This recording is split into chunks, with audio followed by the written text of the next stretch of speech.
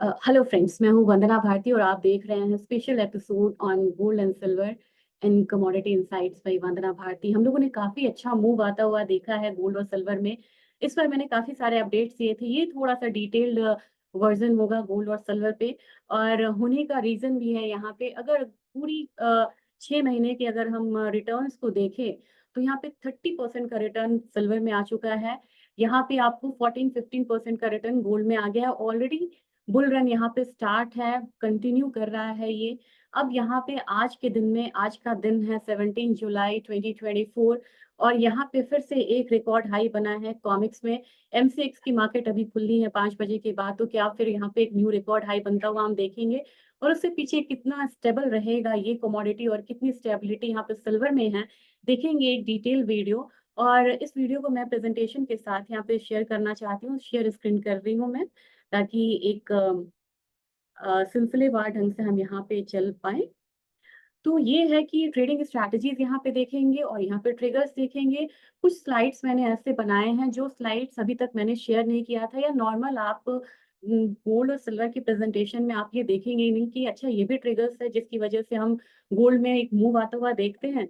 तो फिर चलते हैं। पहला स्लाइड हमारा है, ये ईयर टू डेट रिटर्न्स है, जिसमें हम मेजर यहाँ पे इक्विटी मार्केट रखते हैं, कैश रखते हैं, यहाँ पे इंटरेस्ट रेट रखते हैं। अब देखेंगे यहाँ पे कि यूएस स्टॉक्स ने सबसे ज्यादा रिटर्न दिया है, मोर देन 15%। लेकिन इसके बाद यहाँ पे सबसे ज्यादा स्टेबल रिटर्न जो है वो यहाँ पे गोल्ड में है, जो कि ब्लू टेक में है। और इमर्जिंग मार्केट्स के स्टॉक्स हैं, ये सब अभी जो दे रहे हैं 10% से नीचे रिटर्न है। लेकिन गोल्ड का जो रिटर्न है करीब करीब ये 14-15% के बीच में यहाँ पे बन रहा है।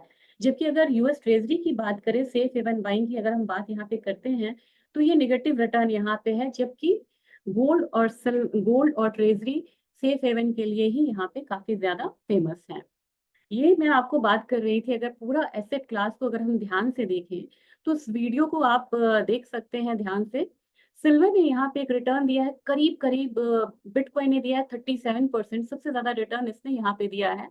सिल्वर ने यहाँ पे 30% का रिटर्न दिया है, वही नैस्डैक ने 23% का रिटर्न दिया है। लेकिन अगर हम गोल्ड पे आए, गोल्ड ने 14% का रिटर्न दिया। यानी कि जो मैं आपको वीडियोस में पहले बोलती थी कि यहाँ पे सिल्वर जो है गोल्ड को आउट परफॉर्म करेगा, ये आप क्लियरली इस डेटा में देख रहे हैं। और ये क्लियर यहाँ पे एक जो मैं बार बार बोलती थी कि आप सिल्वर का ईटीएफ खरीदिए, ये 1 लाख के करीब आ सकता है, या आप सिल्वर में फ्यूचर्स भी बाय कर सकते हैं, ऑप्शंस भी बाय कर सकते हैं। तो मैं हमेशा एडवोकेट करती थी कि सिल्वर को आप खरीदिए क्योंकि रिटर्न बेहतर है।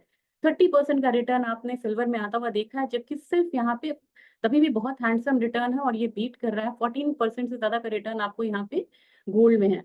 अब बात यहाँ पे अगर गोल्ड की हो रही है, तो थोड़ा हम एसेट क्लास और यहाँ पे अगर डिफाइन करें तो आप देखेंगे, अगर निफ्टी की बात यहाँ पे की जाए तो निफ्टी का रिटर्न यहाँ पे 12% से है। यानी कि इस पर निफ्टी को भी गोल्ड ने बीट करा है। और बाकी जो मार्केट है, हैंगसेंग है या फिट्जी है, ये 5%, 2%, 3% तक का रिटर्न दे रहे हैं। यानी कि कमोडिटी बिल्कुल यहाँ पे ड्राइविंग फैक्टर है।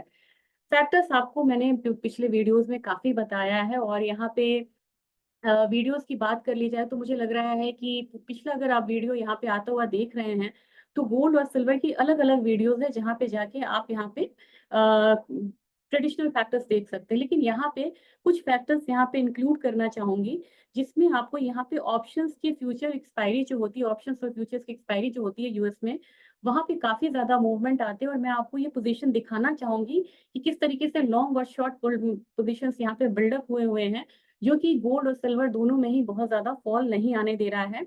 सीजनैलिटी के हिसाब से अगर देखा जाए तो सीजनैलिटी में इस बार मानसून अच्छे होने की उम्मीद है, और जब भी मानसून अच्छा होता है गोल्ड की खरीदारी काफी बढ़िया होती है, और यहाँ से हम एक रिटर्न आता हुआ देखते हैं, पॉजिटिव रिटर्न गोल्ड में। तो गोल्ड और मानसून दोनों पॉजिटिवली यहाँ पे कोरिलेटेड है। सबसे बड़ी बात यहाँ पे है कि अभी बजट भी आने वाला है, और बजट पे इंपोर्ट ड्यूटी कम होने की जो एक्सपेक्टेशन है वो थोड़ी कम ही होती है। यहाँ पे हम हर बार उम्मीद करते हैं, लेकिन गवर्नमेंट की तरफ से कुछ आता नहीं है। तो मेरे ख्याल से मुझे लग रहा है कि इस बार भी बहुत ज्यादा कोई फर्क नहीं आएगा। लेकिन यहाँ पे गोल्ड का जो इम्पोर्ट है वो यहाँ पे करीब करीब बना रहेगा। अगले स्लाइड्स में चलते हैं। ये मैं आपको इसलिए दिखाना चाह रही थी स्लाइड्स को, क्योंकि पहले क्या होता था कि जब भी गोल्ड में ज्वेलरी की डिमांड कम या ज्यादा होती थी, वो प्राइसेस को ड्राइव करता था और ऊपर नीचे होता था। सपोज कि ज्वेलरी की डिमांड ज्यादा है तो प्राइसेस बढ़ते थे, ज्वेलरी की डिमांड कम है प्राइसेस कम होते थे। इधर आपने देखा होगा कि ज्वेलरी की जो डिमांड है, वो यहाँ पे कम है, इसके बावजूद गोल्ड में लगातार हम लोगों ने रिकॉर्ड हाई आता हुआ देखा है। इसका बहुत बड़ा कारण है ये 39% जो कि यहाँ पे इन्वेस्टमेंट डिमांड होके आ रहा है। तो ये 39% जो इन्वेस्टमेंट डिमांड है, ये गोल्ड में काफ़ी ज़्यादा पैसा आ रहा है और जिसकी वजह से ज्वेलरी डिमांड जो सिर्फ़ 35% रह गई है, जो कभी 70% तक हुआ करती थी, ये यहाँ पे 39% जो है अब सुपरसीड कर रहा है और जभी भी अनसर्टेनिटी का टाइम आता है, तो ये डिमांड यहाँ पे बढ़ जाता है और गोल्ड के प्राइसेस जो हैं वो हायर साइड रहते हैं। 19% यहाँ पे सेंट्रल बैंक्स के डिमांड हो गए हैं। अगर मैं परसेंटेज टर्म से जाऊँ, तो कुछ साल पहले ये सिर्फ 7 या 8% होते थे। तो आप देखिए मल्टीपल टाइम सेंट्रल बैंक्स की जो बाइंग है, वो यहाँ पे बढ़ी है। टेक्नोलॉजी डिमांड मोर ओवर आप कह सकते हैं कि सेम है। अब ये जो हमने इन्वेस्टमेंट डिमांड आता हुआ देखा था 39%, उसको हम यहाँ पे 3 पार्ट में हम यहाँ पे एक डिवाइड करके चल सकते हैं, बाँट सकते हैं। 3 पार्ट हमारा यहाँ पे कौन-सा आता है? हमारा सबसे पहले यहाँ पे अगर हम देखेंगे तो एक्सचेंजेस के वॉल्यूम है। एक्सचेंजेस में आपको मेन आपको आ गया कॉमिक्स है यहाँ पे, एलएमई है, शंघाई है, एमसीएक्स है, ये सारे एक्सचेंजेस है, टोकोम है यहाँ पे। टोकोम यानी कि जापान का मार्केट। और सबसे ज़्यादा वॉल्यूम आपको आता है ओटीसी में, ओवर द काउंटर में। ओवर द काउंटर में करीब-करीब 61% जो वॉल्यूम है वो आता है और गोल्ड ईटीएफ यहाँ पे सिर्फ़ आपको 1.2% ही कंट्रीब्यूट करता है, लेकिन ये इंडिकेटर्स बहुत अच्छे होते हैं। 90% यहाँ पे 19% की बात है कि सेंट्रल बैंक से यहाँ पे डिमांड आ रहा है, तो सबसे ज़्यादा डिमांड कहाँ से आ रहा है?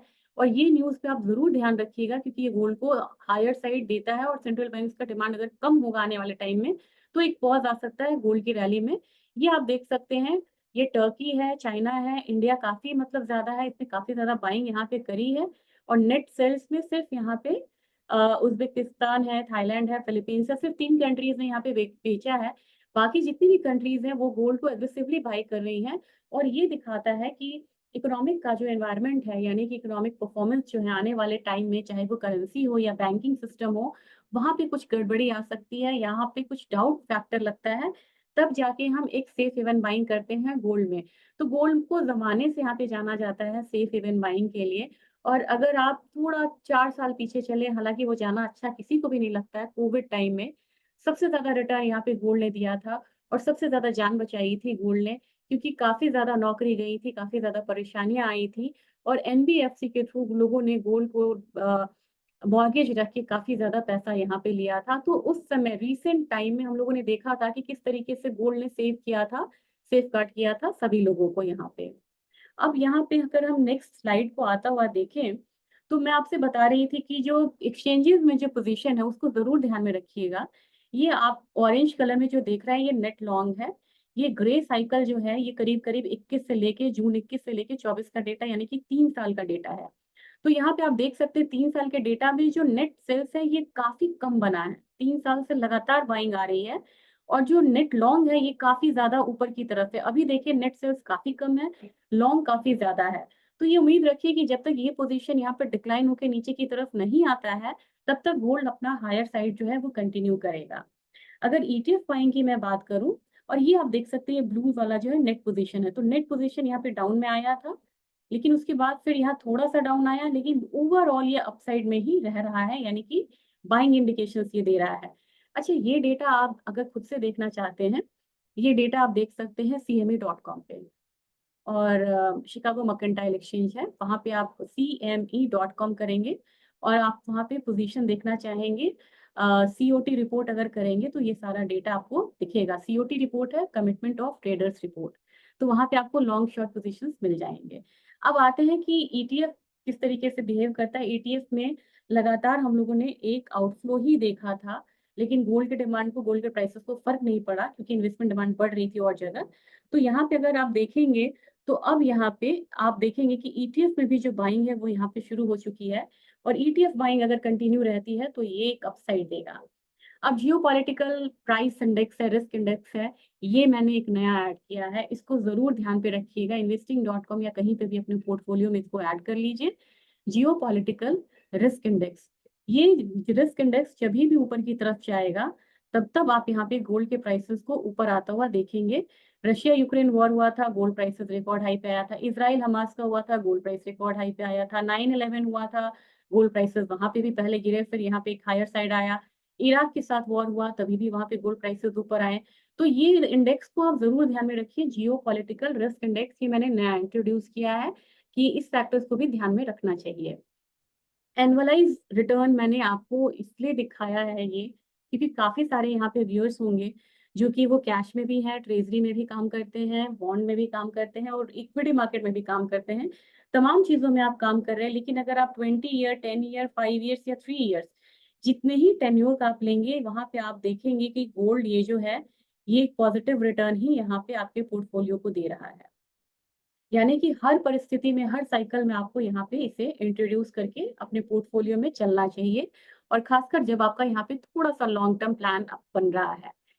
ये स्लाइड से बिल्कुल न्यू है। ये स्लाइड से आपको gold prices have tracked expansion of US money supply. Money supply जान लेते हैं क्या होता है? जो बैंक में, सेविंग्स अकाउंट में, फिक्स्ड डिपॉजिट्स में जो आपके लिक्विड कैश है उसे हम मनी सप्लाई कहते हैं यहाँ पे। और मनी सप्लाई यहाँ पे इन्फ्लेशन का ये डेटा ब्लू टिक है, ये सिर्फ 4% है। लेकिन ओवरऑल देखिए 1972 से लेके 1923 का ये लगभग डेटा है। यहाँ पे मनी सप्लाई 6.6% के हिसाब से बढ़ा है, यानी कि मनी सप्लाई जितना ज़्यादा रहेगा, गोल्ड के प्राइसेस 7% के हिसाब से यहाँ पे एक रिटर्न दे रहा है, जबकि मनी सप्लाई बढ़ा है 6.6%। तो थ्रू आउट देखिए आप कि मनी सप्लाई और गोल्ड का काफ़ी पॉजिटिव यहाँ पे कोरिलेशन है और मनी सप्लाई आपको किस सिनेरियो में कम होगा और क्यों मैं बोल रही हूँ कि गोल्ड प्राइसेस में बहुत ज़्यादा शार्प फॉल नहीं आएगा, हर डिप पे बाइंग बनती है। मनी सप्लाई सर तभी कम होगा, जबकि यहाँ पे यूएस अपने इंटरेस्ट रेट को बढ़ाएगा। और अभी कोई सिनेरियो नहीं बन रहा है यहाँ पे कि यूएस अपने इंटरेस्ट रेट को बढ़ाए।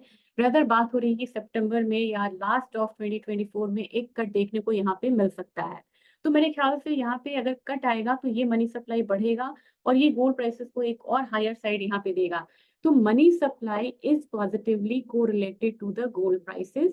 तो प्लीज़ ट्रैक मनी सप्लाई का डेटा कि ये मनी सप्लाई अभी किस तरीके से है। अब यहाँ पे मैं इकोनॉमिक इवेंट्स और कैलेंडर्स आपको बताना चाह रही हूँ। इन सब चीज़ों को आप ज़रूर ध्यान में रखिएगा। एक स्नैपशॉट इसका ले लीजिए और इन्वेस्टिंग पे forex.com है, एफएक्स स्ट्रीट है, सारे डेटाज़ इस पे आते रहते हैं, उसको आप फ़ॉलो करके आप देख सकते हैं और जितने भी आपको इकोनॉमिक रिलेटेड डेटा हैं, अगर वो पॉज़िटिव आएगा तो गोल्ड पे नेगेटिव इम्पैक्ट आएगा। अगर मान लीजिए जीडीपी डेटा खराब आ रहा है तो गोल्ड बढ़ेगा, जीडीपी डेटा अच्छा आ रहा है तो गोल्ड यहाँ पे गिरेगा। तो अगर इकोनॉमिक डेटा अगर पॉज़िटिव होके आते हैं तो गोल्ड पे एक नेगेटिव इम्पैक्ट आएगा और इसको करके आप क्या कर सकते हैं, मैंने दिखाया आपको, इसका एक पर्पज़ है। जितने भी डेटा हैं, ज़्यादातर डेटा 6 बजे आते हैं जब यूएस मार्केट यहाँ पे ओपन होती है और जैसे ही 6 बजे ये डेटा आता है, इस डेटा से आप स्विंग ट्रेड कर सकते हैं, स्कैल्पिंग कर सकते हैं, इंट्राडे ट्रेड कर सकते हैं और साढ़े 14 घंटे की मार्केट है, आप इसमें मल्टीपल ट्रेड यहाँ पे लेके चल सकते हैं। तो मेरे ख्याल से आपको इस डेटा पे ध्यान रखना होगा और जैसे-जैसे डेटा रिलीज़ होता है, वैसे-वैसे गोल्ड प्राइसेज़ पे इम्पैक्ट आता है। ये मैंने कुछ वेबसाइट्स यहाँ पे रखे हैं कि वेबसाइट्स अगर आप देखना चाह रहे हैं और रेफ़र करना चाह रहे हैं, तो आप यहाँ पे वेबसाइट्स को यहाँ पे रेफ़र कर सकते हैं और सबसे पहले आपको यहाँ पे ध्यान देना होगा इंटरनेशनल मार्केट में। इंटरनेशनल मार्केट में अगर आप यहाँ पे ध्यान देते हैं तो एमसीएक्स को तो डोमेस्टिक मार्केट है। एक यहाँ पे बारचार्ट.कॉम है, बारचार्ट.कॉम को आप बड़े ध्यान से यहाँ पे देखिएगा। बारचार्ट.कॉम पे फ्यूचर्स डेटा सारे आपको दिखाते हैं, मैं एक बार खोल के दिखा दूँगी। सीएमई ग्रुप का डेटा है, ये आपको हमारा बेंचमार्क इंडेक्स है इंटरनेशनल मार्केट में कॉमेक्स और नाइमेक्स, वहाँ पे ये डेटा आप देख सकते हैं। डब्ल्यूजीसी का डेटा मैं इसलिए आपको बोल रही हूँ, वर्ल्ड गोल्ड काउंसिल, ये पूरी रिपोर्ट बताता है फंडामेंटल टेक्निकल गोल्ड के बारे में, जितनी भी फंडामेंटल डिमांड्स हैं या कहाँ से सप्लाई कंसर्न है, ये सारी चीज़ें बताता है वर्ल्ड गोल्ड काउंसिल की रिपोर्ट। मंथली डेटा है, क्वार्टरली डेटा है, एनुअल डेटा है और इसके वेबसाइट्स पे आप साइन इन रहिए। आपको मेल में हमेशा इसका जो एक लेटर्स है, वो यहाँ पे आते रहेंगे। आगे बढ़ते हैं। और अब बात यहाँ पे सिल्वर की हो रही है क्योंकि सिल्वर मैंने आपको बोला था कि फेवरेट कमोडिटी मेरी रही है। 2023 से मैं बोल रही हूँ कि अब समय आ गया है यहाँ पे सिल्वर आपको गोल्ड को आउट परफॉर्म कर सकता है। तो अब वो टाइम आ गया है और वो टाइम है कुछ आई ओपनिंग फिगर्स मैं आपको दिखाना चाह रही हूँ और उसके साथ-साथ कुछ एवेन्यूज़ मैं बताऊँगी कि सिल्वर में आपको कहाँ-कहाँ निवेश करना चाहिए। मार्केट बैलेंस देखते हैं। ये सिल्वर का प्राइस है और ये हमारा सरप्लस वाला टाइम था 14 से लेके 1 साल 15 में हमारा डेफ़िसिट हुआ, बाकी सरप्लस आया, फिर यहाँ पे डेफ़िसिट फिर सरप्लस आया। अचानक से आप देख रहे हैं कि 21 के बाद इतना बड़ा-बड़ा डेफ़िसिट जो है वो यहाँ पे आया है और यहाँ पे अगर टोटल देखा जाए तो हमारे पास डेफ़िसिट अब 30% का हो गया, यानी कि डिमांड अगर 100 टन का हुआ, तो हमारे पास सप्लाई 70 टन का है, ये डेफिसिट है 23 टन का। तो मेरे ख्याल से ये एक डेफिसिट जो है बढ़ता चला जाएगा, जिसकी वजह से प्राइसेस में इतना ज़्यादा एक अपसाइड देखने को मिला है। और गोल्ड प्राइसेस जो नित नया यहाँ पे रिकॉर्ड बना रहे हैं, आपकी जानकारी के लिए बता दूं कि सिल्वर का ऑल टाइम हाई जो है ये $49 से ऊपर है। सिल्वर अभी ट्रेड कर रही है $32 के करीब। तो अभी भी अपने रिकॉर्ड हाई से यहाँ पे बहुत नीचे की तरफ ट्रेड हो रहा है। काफी बड़ा पोटेंशियल है यहाँ पे सिल्वर के अपसाइड जाने का। और अभी आपकी रैली मिस नहीं हुई है, क्योंकि 74,000 से ये कमोडिटी करीब करीब 96,000 आ गई। तो काफी लोगों में एक अफसोस है कि हमने रैली मिस कर दी है। आपने रैली मिस नहीं करी है, उसका एक पार्ट आपने मिस करा है। और आपको 92,000 90,000 के करीब ये कमोडिटी मिलती है। तो वहाँ पे जरूर आप यहाँ पे लॉन्ग पोजीशन करें। और इसमें तरीका ये है कि आपके पास अगर कम मतलब प्रिंसिपल अमाउंट कम है, सिल्वर ETF लीजिए। ये 86 89 के करीब आपको ये मिल गया है, 86 रुपीज 89 रुपीज के करीब ये मिल जाएगा आपको। काफी सारे सिल्वर ETF है, NSE पे BSE पे आप जाके देख सकते हैं। और एक शॉर्ट वीडियोस मैं ETF के लिए आपको बना दूंगी, ताकि आप उसको कैसे ट्रैक करें और ट्रेड करें ये आपको पता चल जाए। दूसरी चीज यहाँ पे है कि अब यहाँ पे 7% जो सिल्वर है ये अंडर परफॉर्म किया था 2023 में भी। आने वाले समय में आपने देखा है कि 30% का जो डेफिसिट है वो यहाँ पे मिल रहा है सिल्वर में। और जो प्राइसेस है वो भी करीब करीब 30% से एक अपसाइड दिखा रहा है। तो मेरे ख्याल से हर डिप पे आपको बाइंग करनी चाहिए। और ये सिल्वर का सप्लाई और डिमांड फंडामेंटल है।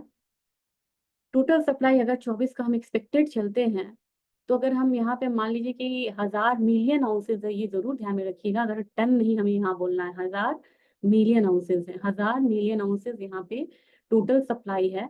हमारा डिमांड देखिए एक्सपेक्टेड क्या है, 1200 मिलियन आउंसेज का एक मतलब कि डिमांड है। और ये डिमांड जो है, यहाँ पे सप्लाई इतने से कम हो रहा है, डिमांड इतने से कम हो रहा है, उसके बावजूद यहाँ पे जो मार्केट बैलेंस है 3% दिखा रहा है। लेकिन ओवरऑल हम यहाँ पे डेफिसिट में जा रहे हैं। तो ये जो एक्सपेक्टेड मतलब डेफिसिट है ये बढ़ता हुआ दिख रहा है। और ये काफी स्टीप हुआ था। यहाँ पे भी आप देखिएगा टोटल सप्लाई 1010 मिलियन आउंसेस का है, लेकिन यहाँ पे जो टोटल डिमांड था ये ज्यादा था, यहाँ पे 1195 टन का था। तो इस तरीके से अब ये परंपरा चली हुई है, और इतनी जल्दी मार्केट जो है वो कैश नहीं कर पाता, माइन सप्लाई को बढ़ने में यहाँ पे टाइम लगता है। और दूसरी चीज, एक चीज इंटरेस्टिंग है आपको मैं बता दूं, आपने सिल्वर माइंस बहुत कम सुना होगा, कॉपर माइंस, बॉक्साइट का माइंस, लिथियम बहुत नया है, ये हर जगह सुनेंगे कि लिथियम का और मिला। आप यहाँ पे जिंक लेड माइंस सुने होंगे। सिल्वर माइंस बहुत कम होते हैं, और ये मैक्सिको पेरू में होते हैं। और अगर आप देखेंगे तो सिल्वर जो है वो बाई प्रोडक्ट है। कॉपर का माइंस है, वहां पे 80% अगर मान लीजिए कि कॉपर बन रहा है, वहां से 5% आपको सिल्वर मिल जाएगा। अगर जिंक का माइन है कहीं पे, तो जिंक वहां पे अगर मान लीजिए 70% है, वहां पे 6-7% आपको सिल्वर मिल जाएंगे। तो सिल्वर का अपना एक्सक्लूसिव माइंस बहुत कम है, जिसकी वजह से ये परेशानी है। और जितना भी ग्रीन एनर्जी है, सोलर प्लेट्स हैं, आपको AI के आ रहे हैं, टेक्निक्स आ रहे हैं, सभी जगह आपको प्यूरिफिकेशन में आपको सिल्वर की डिमांड जो है वो काफी बढ़ रही है। तो इसका जो इंडस्ट्रियल डिमांड है ये इसे काफी आगे बढ़ा के ले जाएगा। और इंडस्ट्रियल डिमांड आपको ये दिखा रहा है ग्रे लाइन। ये ग्रे लाइन देखिए किस तरीके से बढ़ता चला जा रहा है। बाकी सारे नॉर्मल है, आप देख सकते हैं बाकी सारे नॉर्मल है, लेकिन ये जो ग्रे लाइन है इंडस्ट्रियल डिमांड, ये काफी ज्यादा बढ़ रहा है, और ये बढ़ता ही यहाँ पे चला जाएगा, जबकि ग्लोबल सप्लाई यहाँ पे डेफिसिट हो रहा है। ये मैंने आपको स्लाइड्स इसलिए लगाया है कि MCX का पार्टिसिपेशन काफी ज्यादा बढ़ रहा है। और आप देख सकते हैं कि 2022 2023 में बुलियंस में इसका पार्टिसिपेशन करीब करीब 13% बढ़ा है। और ऑप्शन में ट्रेड काफी ज्यादा बढ़ा है। तो इसकी वजह से आप यहाँ पे ऑप्शन ट्रेड भी कर सकते हैं, जिसमें मार्जिन कम लगते हैं। और हमारे कमोडिटी मंत्रा बाय SMC जो टेलीग्राम चैनल है, वहाँ पे ऑप्शन ट्रेड काफी बढ़िया बताया जाता है। एक चीज ध्यान में रखने की है, वीडियो थोड़ा लंबा होगा, पेशेंस रखना पड़ेगा।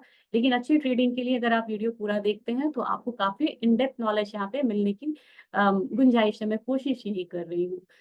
बिटकॉइन आपको ट्रेड नहीं करना है, लेकिन गोल्ड में आप अगर ट्रैक कर रहे हैं, ट्रेड कर रहे हैं, तो बिटकॉइन को ट्रैक करना है। बिटकॉइन ट्रेड नहीं करना है, बिटकॉइन ट्रैक करना है। क्योंकि बिटकॉइन से जब पैसा जाएगा वो पैसा गोल्ड में आएगा। अगर बिटकॉइन में पैसा आ रहा है तो गोल्ड एक डाउनफॉल लेगा। तो उसके वॉल्यूम को जरूर यहाँ पे ट्रैक करिएगा, क्योंकि वो बिटकॉइन इतना वॉलेटाइल है कि आपके पैसे को ये मल्टीपल भी कर देगा, मल्टीप्लाई भी करेगा। और साथ में अगर आपका पैसा अगर लॉस में जाता है, तो ये मल्टीपल टाइम ये लॉस में भी जा सकता है। ये आप इसकी हाई वोलाटिलिटी से देख सकते हैं। जबकि कॉमिक्स गोल्ड है, इसने एक स्टेबल रिटर्न यहाँ पे आपको आता हुआ दिखाया है। इक्विटी मार्केट और गोल्ड दोनों में नेगेटिव कोरिलेशन है, लेकिन दोनों यहाँ पे पैरेलल मूव कर रहे हैं, ऊपर की तरफ ही जा रहे हैं। लेकिन फॉर द टाइमिंग आप देखेंगे कि S&P में अगर एक बाय है, गोल्ड सेल है। S&P बाय आया, यहाँ पे गोल्ड फिर से सेल आ गया। गोल्ड यहाँ पे बढ़ रहा है तो S&P फिर यहाँ पे गिर रहा है। तो निगेटिव कोरिलेशन है इक्विटी मार्केट से, ये ध्यान दीजिएगा। और ये मैं इसलिए बता रही हूँ क्योंकि अगला स्लाइड्स में आपको निफ्टी का दिखाऊंगी। अभी बात हो रही है कि बजट से पहले निफ्टी में या बजट के बाद एक करेक्शन आएगा, वहां पे आपको गोल्ड में पैसा आ सकता है।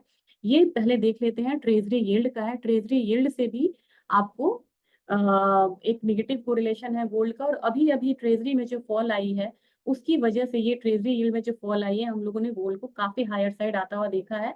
ये जुलाई का डेटा है, 9 जुलाई का, तो काफी अपडेटेड डेटा मैं आपको यहाँ पे दिखा रही हूँ।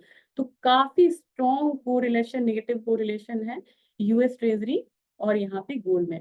अब आपको मैं बताना चाह रही हूँ, यूएस ट्रेजरी में 2 इयर्स भी होता है, 10 इयर्स भी होता है, 30 इयर्स भी होता है। मैं यहाँ पे रेफर करती हूँ 10 इयर्स ट्रेजरी बॉन्ड को। तो ये आप जरूर में ध्यान रखिएगा कि किस इयर्स के ट्रेजरी बॉन्ड से आप यहाँ पे कंपैरिजन कर रहे हैं। ये वाला स्लाइड बहुत इंपॉर्टेंट है।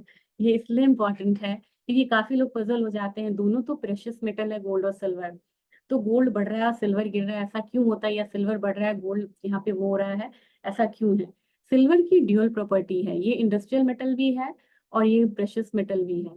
तो कभी कभी आप देखेंगे जब बेस मेटल में बड़ी तेजी आती है ना, तो गोल्ड गिरेगा लेकिन सिल्वर ऊपर की तरफ ट्रेड करता है, क्योंकि वो बेस मेटल से भी सपोर्ट लेता है और ये गोल्ड से भी सपोर्ट लेता है। तो काफी स्मार्ट ये मेटल है, जिसकी वजह से इसमें हाई वोलेटिलिटी भी है।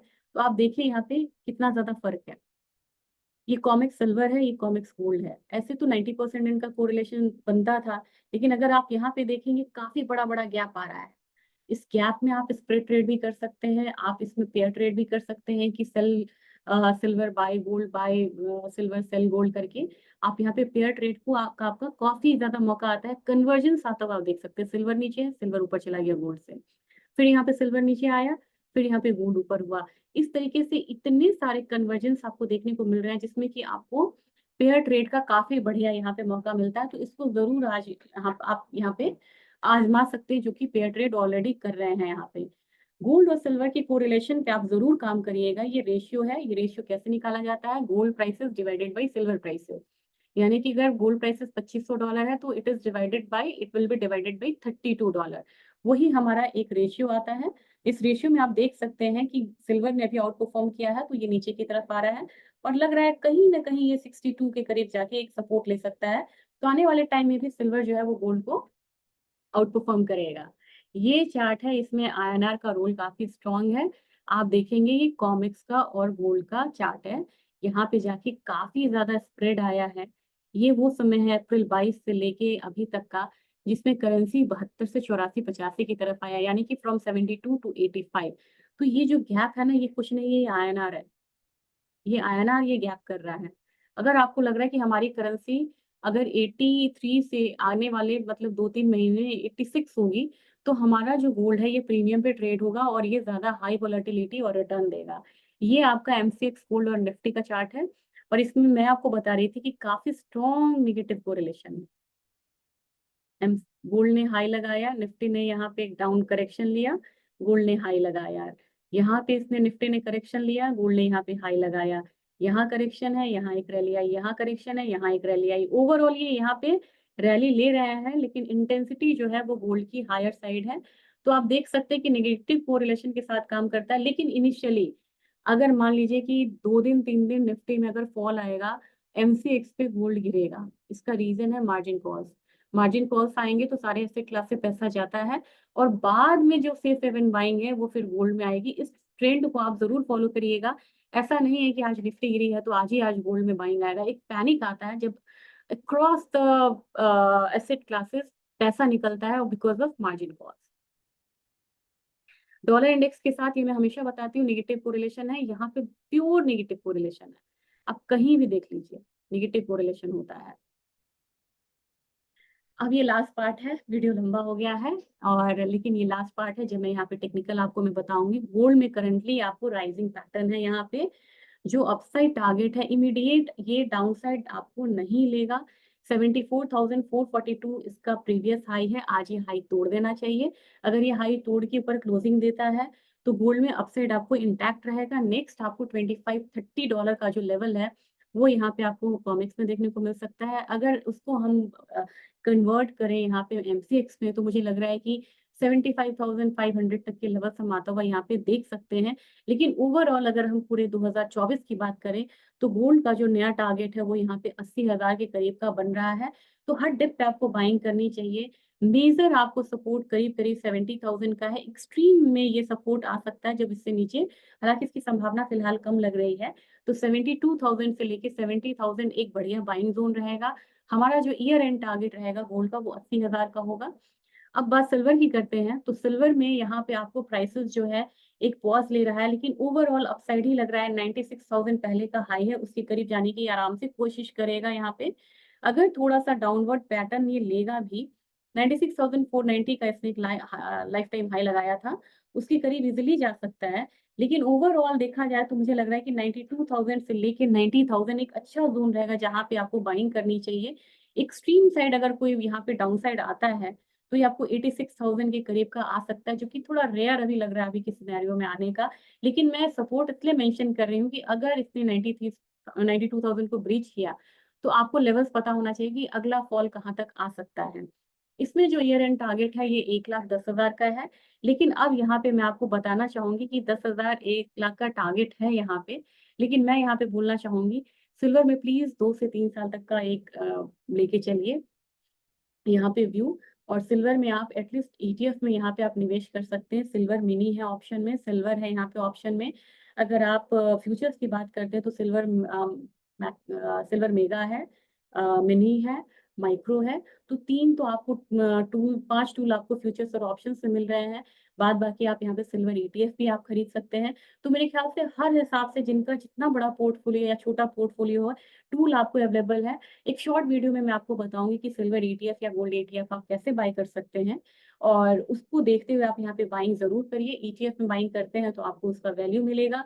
दूसरी चीज है कि आपको स्टोरेज वाला समस्या आपको यहाँ पे नहीं रहेगा। और फिर आप लिक्विडिटी, जस्ट लाइक शेयर्स की तरह है लिक्विडिटी, लेकिन उसके लिए डीमैट अकाउंट आपको चाहिए होगा। इट्स नॉट लाइक कि आप म्यूचुअल फंड है आप इसे बिना विदाउट डीमैट आप खरीद सकते हैं। डीमैट की रिक्वायरमेंट यहाँ पे रहेगी। तो ओवरऑल गोल्ड और सिल्वर में तेजी है।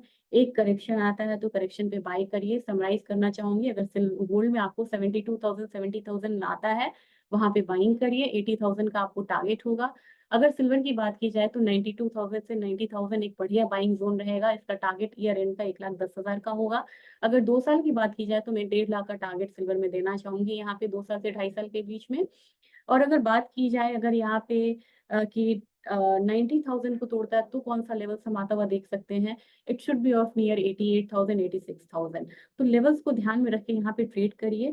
फीडबैक जरूर दीजिएगा। एक डिटेल्ड जो अपडेट है नेक्स्ट मैं आपको कॉपर पे भी बनाना चाहूंगी, क्योंकि कॉपर में मुझे अब थोड़ा सा डाउनवर्ड ट्रेंड लग रहा है। बहुत ज्यादा हायर साइड रहने की जरूरत यहाँ पे रिस्क नहीं है, क्योंकि ये रिस्की कॉल हो सकती है। तो नेक्स्ट अपडेट मैं आपको कॉपर पे दूंगी। फीडबैक जरूर दीजिएगा। Thank you.